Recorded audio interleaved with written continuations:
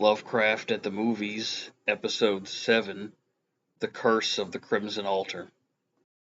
This is one that I saw a lot while gathering up potential movies for this series.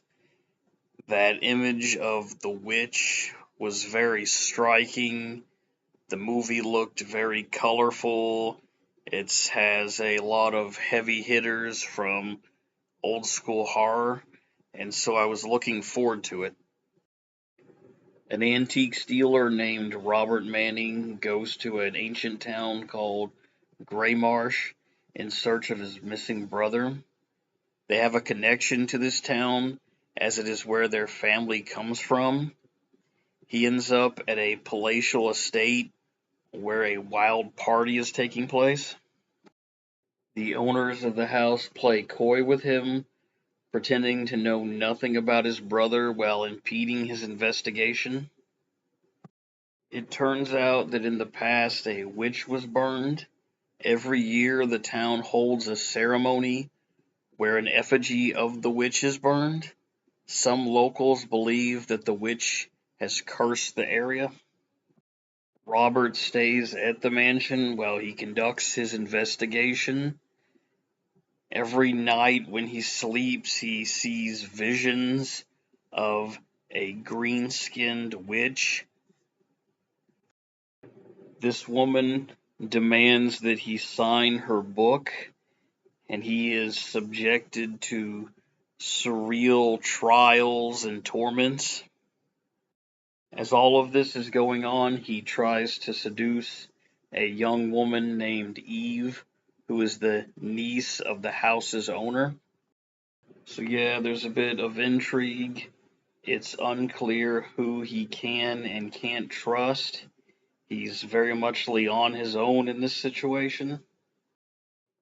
This is loosely based on the Dreams in the Witch House, and I mean loosely. A witch that exists in some other realm is reaching into ours to cause problems. She interacts with people through dreams. There's also some surnames that will be familiar to Lovecraft fans. That's about it. I was disappointed that there was no Brown Jenkin. Anytime I see that there's an adaptation of The Dreams in the Witch House, I always think, oh, what's Brown Jenkin gonna look like? Because you know it's either gonna be completely horrific, this weird, disturbing creature, or it's gonna be hilarious. This one seemed to be very promising. Like I said, there's a lot of heavy hitters: Boris Karloff, Christopher Lee, Barbara Steele. The first scene bombards us with a number of sexual and macabre images.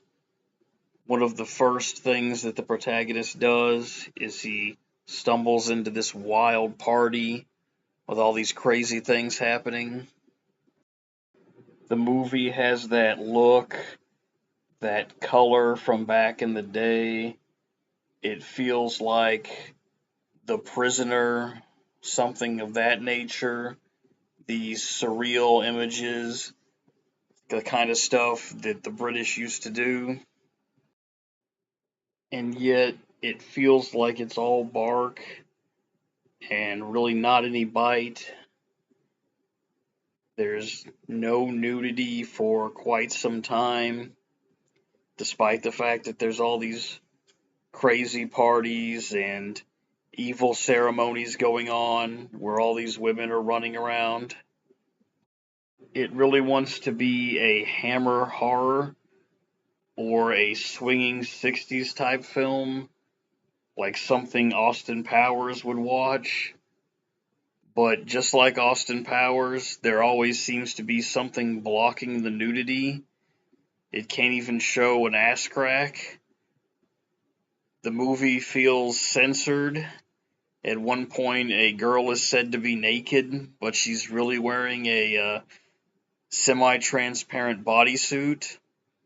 There's girls at the party that are in their underwear, but it just feels like they're really supposed to be naked. There is a theme in this film of the real versus the fake, but because of a chain of twists at the end, this is never really brought to a satisfying conclusion. It was unclear exactly what was happening. Some of the images are striking, and the witch does look cool, but I found it to mostly be dull. There just wasn't anything there that really grabbed me. I wouldn't say this is a bad film, especially when compared to a lot of other stuff, but I was ultimately disappointed.